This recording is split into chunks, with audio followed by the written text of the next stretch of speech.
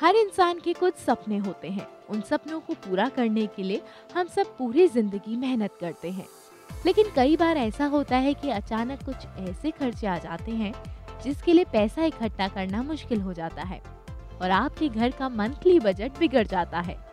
ऐसे में ये सवाल उठता है कि आखिर कौन सी ऐसी सेविंग करें जो हमें ऐसे समय पर एक अच्छा अमाउंट दे सके। ऐसा ही एक सेविंग ऑप्शन है पीपीएफ यानी पब्लिक प्रोविडेंट फंड, जिसमें कोई भी कभी भी अपना कुछ अमाउंट फिक्स टाइम के लिए जमा कर सकता है। पीपीएफ अकाउंट किसी भी नेशनलाइज्ड बैंक या पोस्ट ऑफिस में खोला जा सकता है, जिसके लिए आपको गारंटर की भी जरूरत नहीं है। इसके अलावा ये भी जरूरी नहीं है कि आप सैलरीड पर्सन हो या बिजनेस वुमेन हो। अगर आप एक हाउसवाइफ है तो भी आप ये अकाउंट खुलवा सकती हैं। ये पीपीएफ का मतलब है पब्लिक प्रोविडेंट फंड।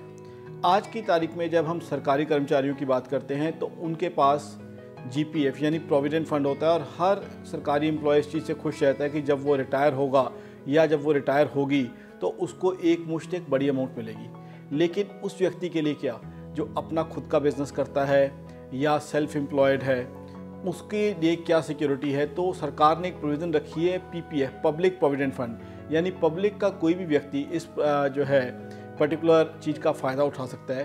पीपीएफ में कई विशेषताएं हैं। आप इसमें जितनी अमाउंट इन्वेस्ट करते हैं up to 70,000 rupees per annum, वो उसमें जो है आपको इनकम टैक्स की छूट मिलती है सेक्शन 80C के ज़रिए। उसके अलावा पीपीएफ का जो इंटरेस्ट है वो टोटली एग्जम्प्टेड है इनकम टैक्स से। पीपीएफ से जब आप अपना पैसा वापस लेते हैं वो भी इनकम टैक्स से फ्री है, यानी ईईई तीनों लेवल पे एग्जम्पशन है। इन्वेस्टमेंट करते वक्त, इंटरेस्ट लेते वक्त या रीपेमेंट के टाइम, तीनों टाइम आपको इनकम टैक्स से एग्जम्पशन मिलती है। पीपीएफ में आप अपनी जरूरत के अनुसार रुपए जमा कर सकते हैं। ये पैसा आप चाहें तो एक बार में जमा कर दें या साल भर में जब आप चाहें तब करा सकते हैं। आपका जमा कराया हुआ पैसा 15 साल के लिए फिक्स हो जाएगा, जिस पर हर साल आपको 8% इंटरेस्ट मिलेगा।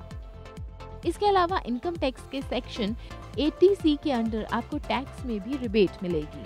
पीपीएफ में अभी जो करंट रेगुलेशन है 70,000 रुपये तक अमाउंट आप मैक्सिमम जमा कर सकते हैं एक साल के अंदर। मिनिमम अमाउंट आपकी 500 रुपये है। 70,000 तक आप जमा करते हैं तो 70,000 की आपको 80C के अंदर एग्जम्पशन मिलती है। ये 15 साल की स्कीम होती है और 15 साल के बाद 5 साल के लिए आप एक्सटेंशन भी ले सकते हैं। दूसरा, इसका इंटरेस्ट जो है totally exempted from income tax है। तीसरा, जब ये पैसा आपको वापस मिलेगा तब भी इस पर कोई टैक्स नहीं लगता। तो इनकम टैक्स के हिसाब से एक गोल्डन इन्वेस्टमेंट है, बहुत बढ़िया इन्वेस्टमेंट है। अगर इस 15 साल के पीरियड में आपको कभी भी पैसे की जरूरत पड़ती है तो आप पीपीएफ अकाउंट खुलने के 4 साल बाद से कभी भी अपने जमा किए हुए पैसे का 50% अमाउंट विड्रॉ कर सकती हैं या 4 साल से पहले इस फंड के बेस पर लोन भी ले सकती हैं। पीपीएफ में अगर आप लोन लेना चाहते हैं तो 4 साल बाद अपने पैसे का जो 3 साल में जमा किया है 75% तक आप लोन ले सकते हैं। लोन पे जो आपसे इंटरेस्ट चार्ज किया जाएगा, जो आपको इंटरेस्ट मिल रहा है उससे 2% ज़्यादा होगा। अभी इंटरेस्ट रेट की बात हम कंफर्म इसलिए नहीं कर रहे क्योंकि इसका रेट ऑफ इंटरेस्ट फ्लोटिंग है। अभी पीपीएफ पे 8% रेट ऑफ इंटरेस्ट है, लेकिन ये भी हो सकता है कि आप 15 साल के लिए पैसा लगाएं, 1 साल बाद या 2 साल बाद आपको पता चले कि ये 8%, 7% रह गया, 6% रह गया या 9% भी।